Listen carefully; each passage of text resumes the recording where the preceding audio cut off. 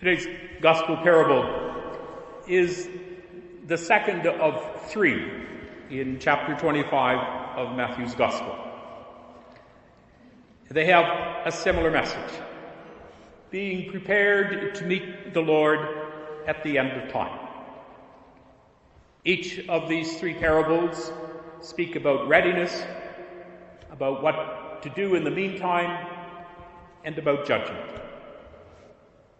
The first parable was the one we heard last week about the 10 bridesmaids. 5 were wise, prepared for the wedding banquet, and 5 were foolish, and they weren't ready. The third parable, which we will hear next Sunday, is about the separation of the sheep and the goats. When we hear these parables from Matthew, as he brings them into his gospel at the end of Jesus' public ministry, whose chapter 26 is the beginning of Matthew's account of the Passion of the Lord, we pay attention. The end of each of the parables gives an account of pretty harsh judgment, serious consequences for those who have not understood Jesus' teaching or have not learned to live them. The destiny of the 5 foolish bridesmaids who were shut out of the wedding, the goats who were condemned, and the third servant who was thrown out into the darkness makes us sit up and take notice. The catchword, the sort of twist in today's parable, I think hinges on the word talent. In Jesus' time, a talent was a unit of currency. And apparently it was worth a lot of denarii, some 5,000-6,000 denarii, and a denarius was a usual day's wage.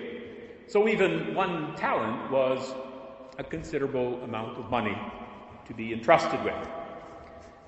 To read the parable as a lesson in wise investment might be one approach. And we would commend the first 2 servants as being diligent in their service to the master, and we would think a lot less of the third and might well agree that he deserves some punishment. But as with every parable, we have to be careful that we don't interpret the parable in terms of, in this case, economics. Or we might conclude that Jesus is condoning the current thinking, as acceptable then as it is now, that it's okay for the rich and the smart to get richer and smarter, and for the poor, well, to stay poor. So maybe the word talent catches our attention in another way, because we have a slightly different notion of it in popular discourse. That we think of talents as gifts. We think of talents as abilities and charisms. Because as disciples of the Lord, we believe that all of these talents come from God and are freely given to us. And those talents are not measured over against what others have, either in the number or in the nature of them. After all, Paul tells us that all gifts are necessary. And the gospel says that they received each according to their abilities.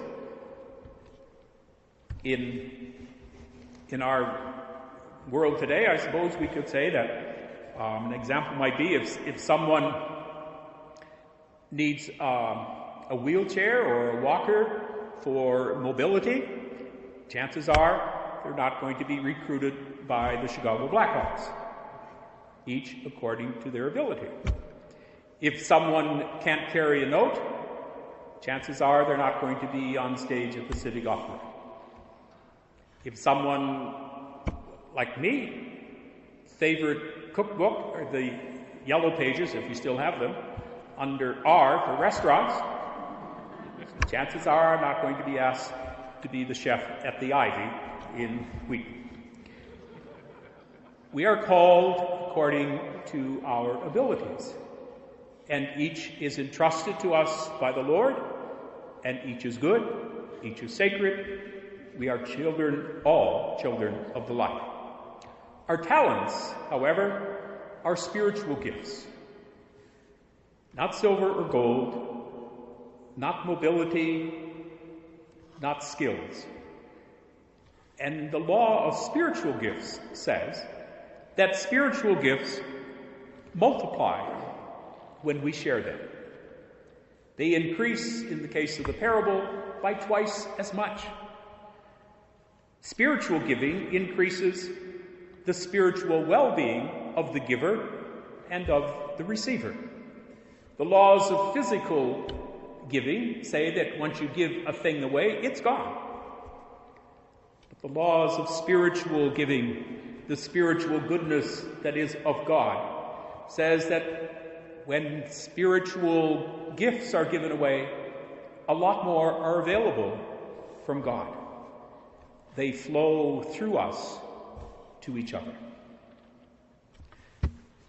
Maybe a good example, a good model, is the woman in the reading from Proverbs for today, this book of spiritual wisdom. And she is praised for all her good works, not just as a wife, but as a member of the larger community, for she has an honored place at the gates of the city. The key line in this text, it seems to me, is that all she does is because she fears God.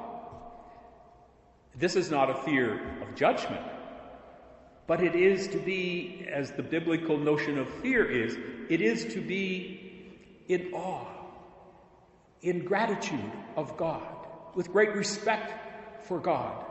And out of that does she live. There is another proverb that says, fear of the Lord is the beginning of wisdom. And so it makes sense when we think of it in that term. Her talents are in the form of the actions that she does on behalf of others. Selfishness is not part of her life. Seeing the gospel parable in this light then begs the question, what is asked of us so that we might share in the Master's joy? The Master in the parable has confidence in every one of his servants. They're not asked to compete against each other, but to use wisely what each of them has received. The third servant wants to keep the talent that he has. He wants to keep it safe. For good reason, perhaps. Because we all know there's a great risk in taking Jesus seriously. There's a risk in going where we would rather not go, doing what we would rather not do. But in the end, we are invited to share in the Master's joy. The spiritual joy that we share in is the very joy of the Lord, who is happy to bestow upon us these many gifts. The Scriptures are full of God's delight and generosity. It's just the way God is. God gives. Being diligent with our gifts means we're always ready to encounter the Lord, constantly investing in the love of God. And so we remember that a talent buried is not a talent saved.